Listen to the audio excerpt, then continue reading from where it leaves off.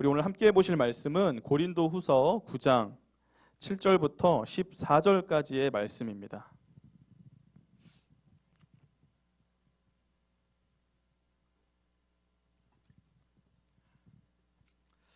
신약성경 296페이지이고요. 고린도후서 9장 7절부터 14절까지의 말씀을 제가 한 절, 여러분들이 한 절 이렇게 교독해서 읽도록 하겠습니다. 고린도후서 9장 7절부터 14절. 다 찾으셨으면 제가 먼저 7절 읽겠습니다. 각각 그 마음에 정한 대로 할 것이요 인색함으로나 억지로 하지 말지니 하나님은 즐겨내는 자를 사랑하시느니라.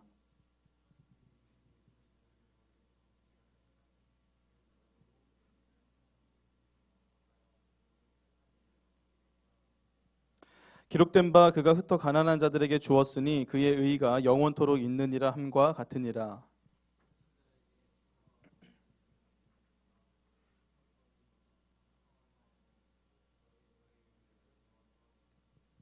너희가 모든 일에 넉넉하여 너그럽게 연보를 함은 그들이 우리로 말미암아 하나님께 감사하게 하는 것이라.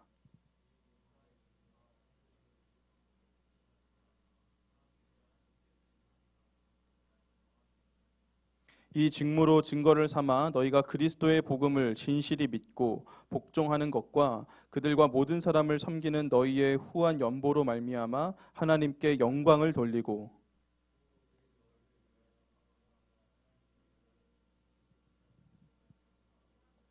사모하느니라. 아멘. 우리 좌우 옆 사람과 인사할까요? 주님의 이름으로 사랑하고 축복합니다. 네, 우리 앞뒤로도 인사해 주시고요.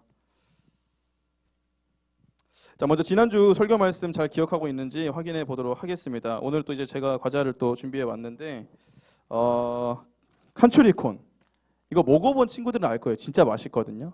옥수수랑 버터랑 그 달달함의 화려한 조화 굉장히 맛있습니다. 그리고 콘초 네, 2개 준비했습니다. 자, 먼저 지난주에는 우리 고린도후서 4장 16절부터 18절의 본문을 통해서 보이지 않는 것의 주목이라는 제목으로 말씀을 들었어요. 그래서 눈에 보이는 이 세상보다 보이지 않는 하나님 나라에 우리가 주목할 때 경험하게 되는 2가지가 있다라고 했습니다. 자, 그게 뭐였는지 기억나는 친구? 자, 포인트도 드립니다. 맞히면 하나님 나라에 주목할 때 우리가 경험하게 되는 2가지. 네, 바울이 말했던 거. 아무도 없어요? 지난주에 뭐 열심히 다들 메모하는 것 같던데 없습니까? 자, 3초 세겠습니다. 3, 2, 민재, 오케이. 네, 또요. 정답입니다. 네, 민재 뭐 먹고 싶어요? 콘초? 오케이, 알겠습니다. 네, 우리 민재가 대답해 준 것처럼 속사람, 그쵸? 우리가 구원받은 영혼이 갱신된다고 했잖아요. 그렇죠? 그래서 새로워지고 2번째로는 우리가 고난에 잘 견딜 수 있게 된다라고 했습니다. 하나님 나라를 바라봄으로써 우리 민재 이따가 포인트도 잘 받아가세요. 자, 이제 오늘 설교를 보도록 할 텐데 우리 오늘 설교 제목 그대로 이 헌금에 관한 말씀을 우리 친구들과 함께 좀 나누려고 해요. 사실 평소에 이 헌금에 관한 설교를 할 기회가 그렇게 많지 않은데 마침 또 우리 지난주 매일 성경 본문 중에 이 헌금에 관한 오늘 본문이 포함되어 있기도 했고 또 제가 언젠가 한 번쯤은 우리 친구들한테 이 헌금에 관련해서 한번 설교를 하고 싶은 마음도 있었어요. 그래서 이제 이렇게 준비하게 됐는데 물론 이제 오늘은 우리가 읽은 이 고린도후서 9장의 내용을 좀 중심으로 할 거기 때문에 뭐 헌금에 대한 정확한 개념이라던가 아니면은 헌금의 유래라던가 헌금을 왜 해야 하는가에 대한 그 내용에 대해서는 좀 자세히 다루지 않을 거예요. 하지만 한 가지 분명하게 먼저 제가 말씀드리고 싶은 것은 헌금은 우리 신앙생활에 있어서 필수적인 것이고 반드시 필요하다는 거예요. 자, 어떤 사람들은 이제 구약 성경에 기록된 11조 이야기를 꺼내면서 이렇게 말하죠. 하나님께서 11조를 하라고 명령했던 거는 구약이었지. 말라기에 나오잖아요. 오늘날 우리가 살아가는데 이 신약 시대에는 그러한 의무 따위는 없다. 11조 그 옛날 그냥 구약 시대 때 그 율법이었지 오늘날에는 그런 거 없다라고 주장해요. 그러면서 굳이 헌금할 필요가 없다라고 이야기하죠.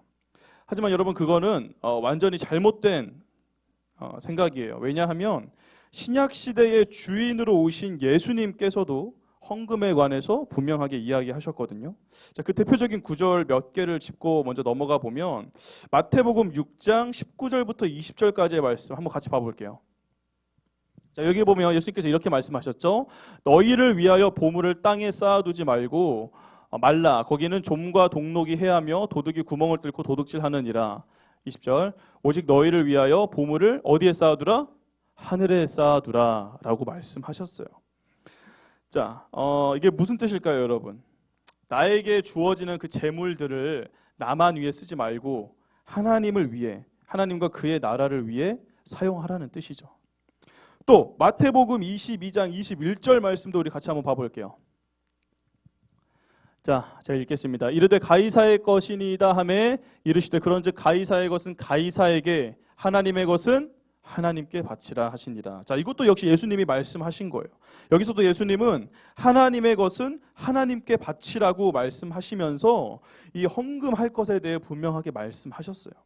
자, 그렇기 때문에 헌금은 우리의 신앙생활에 있어서 반드시 필요한 것이고 필수적인 요소라는 사실을 여러분이 먼저 분명하게 인식하시면서 이제 오늘 본문 내용을 우리가 하나하나 읽으며 이 헌금에 관한 세 가지 내용을 우리가 함께 좀 살펴보도록 할게요. 자, 먼저 첫 번째로 헌금은 즐겁고 기쁜 마음으로 드려야 한다는 거예요. 어떤 마음으로 헌금해야 된다고요? 즐겁고 기쁜 마음으로 헌금해야 된다. 자, 우리 본문 7절 말씀을 같이 읽어보도록 하겠습니다. 시작. 각각 그 마음에 정한 대로 할 것이요 인색함으로나 억지로 하지 말지니 하나님은 즐겨내는 자를 사랑하시느니라. 아멘. 자, 여기 보면 바울은 가장 먼저 그 마음에 정한 대로 헌금을 해야 한다고 이야기하고 있어요. 그러니까 쉽게 말해서 내가 얼마를 하나님께 헌금으로 바칠지 스스로가 정해서 헌금하라는 말이에요. 저는 이제 어렸을 적에 헌금할 돈을 저희 어머니께서 따로 챙겨주셨어요. 제가 이제 주일학교 시절에. 그래서 이제 항상 주일 아침이면 엄마가 이제 저를 불러가지고 혜일아 이거 헌금할 돈이다 하면서 1,000원짜리 한 장을 탁 매 주일마다 건네주셨죠. 그럼 이제 저는 그걸 가지고 가서 이제 헌금을 했는데 이제 물론 이제 특별한 날, 뭐 부활절이라던가 뭐 맥주 감사절, 추수 감사절, 뭐 성탄절 이런 때는 이제 좀 더 액수가 커졌죠. 뭐 한 10,000원, 뭐 50,000원씩 이렇게 어머니께서 봉투에 담아가지고 그거 이제 감사헌금 봉투에 담아서 주시면서 이걸로 헌금하라고 이렇게 하셨어요. 그런데 아마 우리 고등부 지금 친구들 중에서도 그렇게 헌금하고 있는 친구들이 아마 꽤 많이 있을 거예요.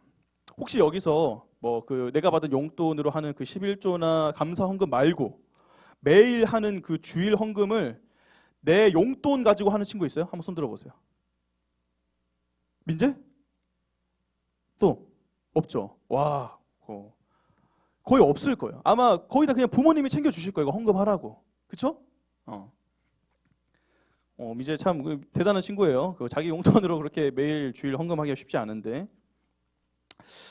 어쨌든 우리가 그렇게 하는 이유는 일단은 여러분들이 현재는 이제 학생이고 당연히 경제 생활을 할 수가 없기 때문에 이제 부모님께서 그렇게 하는 건데 이제 나중에 여러분이 커서 성인이 되고 스스로 경제 생활을 하게 되는 그러한 나이가 되면은 그때 가서는 어떻게 해야 된다? 스스로가 얼마를 하나님께 헌금할지 정해서 그 마음대로 각각 정한 대로 헌금해야 한다는 거예요. 혹시 여기서 막 어른 돼서도 엄마 아빠한테 헌금 달라고 할 친구 있어요? 그러면 안 됩니다. 여러분들이 이제 나중에 커서 이제 직장인 되고 하면은 알바하고 하면은 이제 여러분들 돈으로 헌금을 해야 돼요. 자, 그런데 이때 주의해야 할 점이 하나 있는데 그게 뭐냐면 인색함으로나 억지로 그 헌금을 해서는 안 된다는 거예요. 자, 7절에 다시 보면은 인색함으로나 억지로 하지 말지니라고 지금 분명하게 이야기하고 있죠. 그럼 여러분, 인색함으로 한다는 말은 무슨 뜻일까요? 인색함. 어떤 뜻일 것 같아요? 쉽게 말해서 아까워한다는 말이에요. 아까워한다. 여러분, 우리가 언제 이 헌금을 하면서 아까운 마음이 들까요? 주로 액수가 커질 때. 그렇죠? 솔직히 여러분 뭐 1, 2천 원 헌금하는 거 그렇게 아깝지 않잖아요. 그렇죠? 근데 이제 그 단위가 막 10,000원 단위가 넘어간다. 자, 뭐 가령 예를 들면 며칠 전에 추석이었는데 여러분들이 친척들을 만나는데 이 친척들이 갑자기 마음이 풍년이었는지 용돈을 100만 원을 받아왔네. 자, 그럼 여러분 11조가 얼마입니까? 10만 원. 10만 원 11조 아깝겠어요, 안 아깝겠어요? 10만 원이면 여러분 할 수 있는 게 얼마나 많아요, 그렇죠? 이쁜 옷 한 두세 벌 정도 사 입을 수 있고, 브랜드 운동화, 물론 요즘엔 다 10만 원 넘지만 뭐 사 신을 수 있고, 게다가 무엇보다 치킨이 몇 마리야. 치킨을 5마리나 먹을 수 있습니다. 좀 더 싼 건 6마리까지 가능하고. 작은 돈이 아니란 말이에요. 그런데 이 10만 원을 이제 헌금하려니까 마음이 어때? 아까운 거예요. 진짜 말 그대로 울며 겨자 먹기로 이제 헌금을 한다는 거죠. 그런데 그렇게 하지 말라고 지금 바울은 이야기하고 있는 거예요. 또 억지로 하지 말라고 했어요. 이 억지로 하는 것 역시 아까워하는 거랑 거의 비슷한 맥락이라고 할 수 있는데 조금 느낌이 다르죠. 약간 이런 거예요. 나는 별로 헌금을 하고 싶지 않아. 그냥 엄마가 1,000원 줘도 굳이 가서 헌금을 하고 싶지 않은데 엄마 아빠가 헌금하라고 하니까 그냥 가서 이제 헌금을 하는 거. 또는 이제 나중에 남들이 이제 다 하는데 보니까 친구들은 다 헌금해. 근데 나만 안 하면 좀 그래. 그러니까 이제 나도 헌금하고. 또는 나중에 이제 어른이 돼서 교회에서 이제 직분을 받아요. 뭐 집사도 되고 나중에 여러분들이 이제 다 권사도 되고 장로님도 되고 다 할 텐데 그렇게 직분을 받았는데 직분자로서 뭐 권사로서 장로로서 헌금을 안 하면 좀 그렇잖아요. 성도들 보기에. 그러니까 마지못해 하고. 역시 이러면 안 된다는 거예요. 자, 그러면 우리는 어떻게 헌금을 해야 할까요? 우리 본문 7절 말씀 다시 한번 봐볼까요? 자, 맨 마지막에 보면 7절 말씀 다시 해주세요. 하나님께서 어떤 자를 사랑하신다고 했어요? 즐겨내는 자를 사랑하시느니라 라고 말했어요. 즐겨내는 자, 다시 말해 즐겁고 기쁜 마음으로 헌금하는 자를 하나님은 사랑하신대요. 이 말은 곧 하나님은 헌금하는 데 있어서 무엇을 가장 중요하게 보신다는 거예요? 헌금하는 그 사람의 마음. 여러분, 액수가 절대 중요한 게 아니에요. 액수가. 어차피 우리 하나님 우리가 헌금 안 해도 괜찮거든요. 전지전능하신 분인데 우리가 뭐 100원을 헌금한다 한들 100만 원을 한다 한들 하나님에게는 크게 상관이 없어요. 근데 하나님은 무엇을 보신다? 대신에 그 마음을 보신다. 그래서 여러분, 가진 게 적은 사람은 자기 형편에 맞춰서 하나님께 드릴 수 있을 만큼 그냥 드리면 돼요. 100원, 10원 상관없어. 또 반대로 가진 게 많은 사람은 자기 형편대로 넉넉하게 헌금하면 돼요. 우리가 이미 잘 아는 것처럼 예수님께서는 겨우 2렙돈을 헌금한 과부를 가리켜 칭찬하셨어요. 여러분, 2렙돈은 그 당시로 정말 적은 돈이었어요. 그럼에도 불구하고 예수님이 과부를 칭찬하신 이유는 그 돈이 과부의 전 재산이었기 때문이에요. 다시 말해 과부의 마음이 정말 하나님을 사랑하고 하나님을 위하는 마음에서 자신의 전 재산인 2렙돈을 드렸기 때문에 예수님은 그 즐겨내는 과부의 마음을 보시고 과부를 칭찬하셨다는 말이에요. 그러므로 우리 친구들 역시도 앞으로 성인이 돼서 스스로 헌금하실 때 꼭 이 즐겨내는 마음, 다시 말해 즐겁고 기쁜 마음으로 여러분 헌금하실 수 있길 바라요. 아까운 마음이나 억지로 할 거면 차라리 안 하는 게 나아요. 진짜로. 내가 헌금하면서 아까워하거나 억지로 하는 거면 진짜 차라리 안 하는 게 나아요. 왜냐면 어차피 그 헌금해도 하나님 그거 안 받으시니까. 여러분이 교회 돈을 냈어도 하나님 그거 안 받으세요. 받은 걸로 안 쳐주세요. 그 마음이 인색하거나 억지로 하는 마음이면.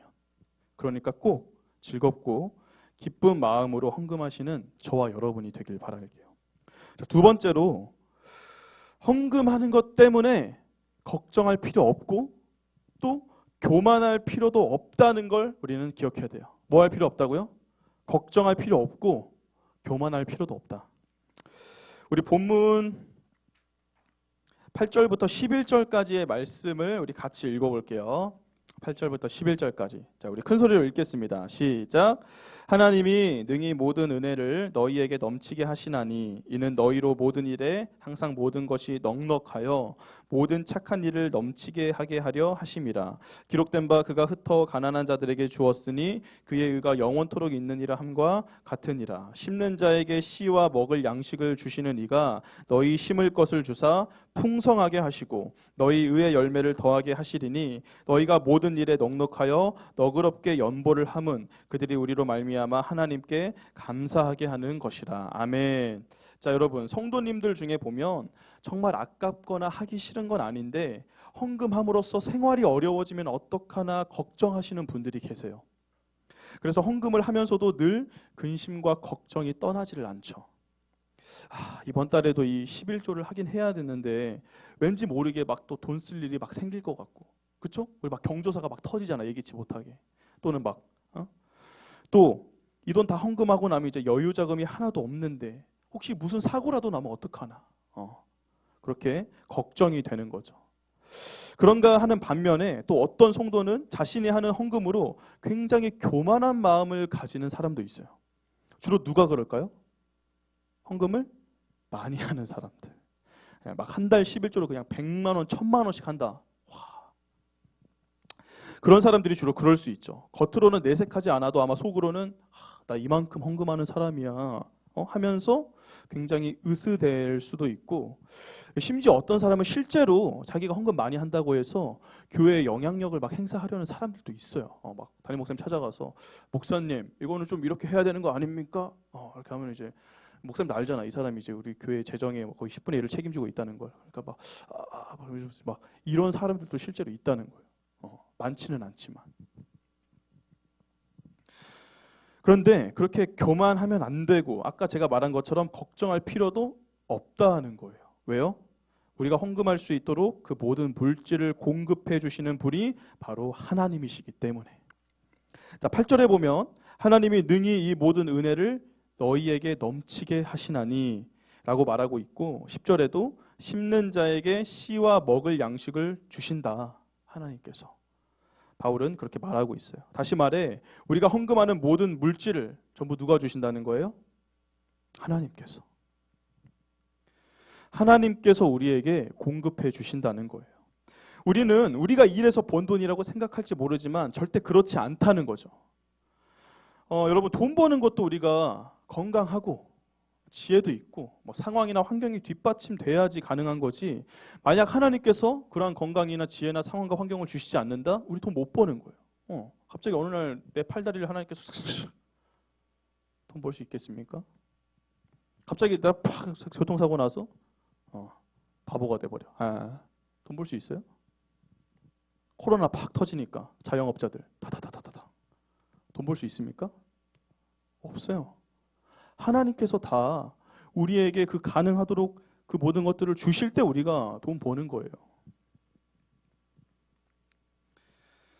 그러므로 앞으로 여러분이 헌금하게 될 때 혹시라도 내 재정이 어려워질까 너무 염려하지 마시고, 또 헌금 많이 한다고 해서 절대 교만해지지도 마세요. 오히려 내가 그러한 걱정이나 다른 그 잘못된 마음 없이 그저 기쁜 마음으로 헌금할 수 있게 해달라고 하나님께 기도하세요. 그러면 하나님께서 반드시 여러분의 부족함도 채워주실 것이고 여러분을 더 귀하게 사용해 주실 거예요. 자, 마지막 세 번째는 헌금의 좋은 영향들인데 두 가지 정도로 해서 제가 짧게 설명드릴게요. 우리 본문 11절부터 13절까지 말씀을 같이 보도록 하겠습니다. 같이 읽을게요. 시작. 너희가 모든 일에 넉넉하여 너그럽게 연보를 함은 그들이 우리로 말미암아 하나님께 감사하게 하는 것이라. 이 봉사의 직무가 성도들의 부족한 것을 보충할 뿐 아니라 사람들이 하나님께 드리는 많은 감사로 말미암아 넘쳤느니라. 이 직무를 증거를 삼아 너희가 그리스도의 복음을 진실히 믿고 복종하는 것과 그들과 모든 사람을 섬기는 너희의 후한 연보로 말미암아 하나님께 영광을 돌리고. 아멘. 자, 먼저 헌금은 성도들의 부족함을 채움으로 하나님을 기쁘시게 할 수 있어요. 헌금의 좋은 영향 첫 번째, 성도들의 부족함을 채워서 하나님을 기쁘시게 한다. 자, 현재 본문에서 언급하고 있는 이 헌금은 사실 연보인데, 연보가 뭐냐면 구제 헌금이라고 할 수 있어요. 선교 헌금. 고린도 교회 성도들이 모은 이제 이 연보를 예루살렘 교회로 보내고 있는 상황인 거예요. 현재 상황이. 그래서 이 연보가 예루살렘 교회로 전달되면 그곳에서 필요한 사람들, 즉 예루살렘 교회 안에 가난한 자들이나 좀 그 부족한 성도들을 위해서 사용되죠. 근데 여러분, 그건 오늘날에도 마찬가지예요. 우리가 교회에 헌금을 하게 되면 그 일부는 교회 안의 성도들이나 또는 주변의 어려운 이웃들을 위해 사용돼요. 그래서 뭐 물품을 지원해 주기도 하고 장학금을 주기도 하면서 여러 가지 방법으로 도움을 주는 거죠. 그리고 헌금을 통해 도움을 받는 많은 사람들은 방금 읽은 이 내용처럼 이제 하나님께 감사와 영광을 돌리게 될 텐데 그것을 통해 우리 하나님은 기뻐하시게 되는 거예요. 그리고 설령 그 도움받은 자들이 감사하지 않을지라도 하나님 앞에 감사의 기도를 드리지 않을지라도 우리 하나님은 기뻐하실 거예요. 왜죠? 하나님께서 구약시대 때부터 쭉 강조해 오신 게 뭐였어요? 가난한 자들을 도우라. 그렇죠? 과부, 고아 이런 너희 주변의 가난한 이웃들을 어려운 이웃들을 너희가 도와주라고 하나님 구약시대 때부터 계속 말씀해 오셨잖아요. 그러니까 우리가 이렇게 헌금함으로써 그 사람들의 필요를 채워주게 되면 하나님께서는 그걸 보시면서 기뻐하신다는 말이에요. 자, 다음으로 헌금은 교회가 서로 연합하도록 만들어줄 수 있어요. 뭐 하도록 만든다고요? 교회가 서로 연합하도록 만들어준다. 우리 본문 14절 말씀을 같이 읽어볼게요. 14절 말씀 시작. 또 그들이 너희를 위하여 간구하며 하나님이 너희에게 주신 지극한 은혜로 말미암아 너희를 사모하느니라. 아멘. 자, 이게 무슨 말이냐면 고린도 교회 성도들이 이제 예루살렘 교회로 보낼 헌금을 모았잖아요. 그래서 그 헌금을 예루살렘 교회 성도들이 받게 되면 고린도 교회 성도들의 그 모습을 그 예루살렘 교회 성도들이 보면서 감동을 받게 된다는 거예요. 야, 하나님이 얼마나 저 고린도 교회 성도님들에게 은혜를 주셨으면 잘 알지도 못하는 우리를 위해서 이렇게 헌금을 많이 모아 보내주셨을까?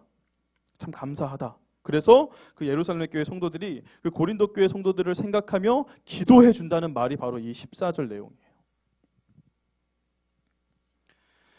다시 말해 교회의 연합이 이 헌금을 통해 이루어지게 된다는 것이죠. 근데 여러분 오늘날에도 이와 같은 일들은 계속되고 있어요. 특히 우리 선교 헌금, 우리 국외나 국내 그런 교회들을 지원하는 이 선교 헌금을 통해서 말이죠. 우리 용도교회 지금 4가정의 선교사님들 파송하고 있는 거 알고 있죠? 우리 친구들? 어디예요? 말해봐요. 필리핀, 또 불가리아, 또 말레이시아, 마지막 한 나라는 밝힐 수 없음.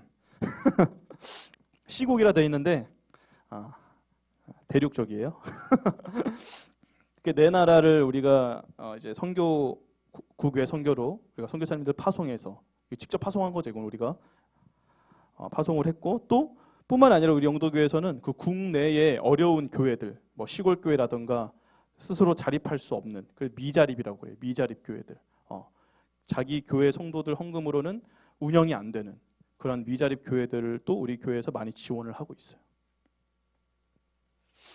그래서 우리가 그러한 선교 헌금을 하면은 그 헌금이 그 선교지로 보내져서 그 교회들로 보내져서 그곳에 있는 이제 성도들을 위해 쓰여지는 거죠. 그럼 그 성도들은 그 하나님의 은혜에 감사하면서 이제 선교 헌금을 보내준 우리 영도교회를 위해서 또 함께 같이 기도해주겠죠. 그렇죠? 우리는 그 사람들을 위해 기도해주고 그 사람들은 또 우리에게 감사하면서 기도해주고 이렇게 해서 우리 헌금은 교회 연합을 가져오게 되고 이를 통해 이 땅의 교회들은 더욱 하나 돼서 힘을 얻게 되는 거예요. 그러므로 우리는 이러한 좋은 영향들을 항상 생각하고 또 기대하면서 정말 감사와 기쁨으로 우리가 헌금할 수 있어야 돼요. 막 내 돈 삥 뜯긴다는 생각으로 헌금하면 안 돼요. 아까워하면 안 되고 우리가 정말 감사와 기쁜 마음으로 헌금하게 될 때 그때 하나님께서 우리 헌금을 더 풍성하게 사용해 주실 거예요. 실제로 제가 해보니까 저도 처음에는 막 11조 이런 거 좀 아까웠는데 나중에는 그냥 편한 마음으로 이렇게 드리니까 진짜 하나님께서 오히려 더 나중에 더 많이 채워주세요. 진짜로. 이거는 헌금 많이 해본 사람들만 나중에 경험하게 될 거예요. 자, 말씀을 정리하도록 하겠습니다. 우리 악기팀 나와주시고요.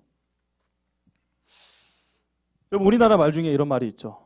물질 가는 곳에 뭐가 간다? 마음이 간다. 사실이잖아요, 여러분. 좋아하는 남자친구, 여자친구 생기면 그냥 내 지갑 갖다가 그냥 바치지. 야, 뭐 먹고 싶어? 말만 해. 바로 사주잖아. 인정? 네. 그쵸? 여러분 물질이라는 것은요. 그 사람의 마음이 어디에 있는지를 가장 정확하게 표현해주는 척도예요. 우리가 진짜 하나님 앞에 우리의 마음이 있다? 누가 강요하지 않아도 스스로가 바치는 거예요. 여러분들이 좋아하는 남자친구, 여자친구한테 막 사주고 싶듯이 마찬가지인 거예요. 하나님께 내 삶을 온전히 바치겠다는 그 마음이 없다라면 정말 즐겨내는 마음으로 헌금하기가 쉽지 않을 거예요. 말로만 들어서. 그러니까 우리가 이 헌금하는 것을 나의 삶과 따로 분리하지 않았으면 좋겠어요. 무슨 말인지 아시겠죠? 헌금 따로, 내 삶 따로가 아니에요. 그래서 제가 항상 기도하잖아요. 헌금 기도할 때 헌금뿐만이 아니라 내 삶까지도 하나님께 바칠 수 있는 우리 모두가 되게 해달라.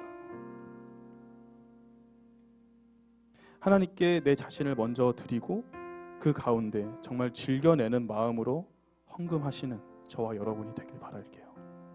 그럼 분명 하나님께서도 우리의 그 헌금을 받으시면서 우리의 그 헌금뿐 아니라 우리의 삶까지도 기쁘게 받아주실 거예요. 사도 바울이 말했죠. 우리가 산 제물이라. 그 뜻이에요.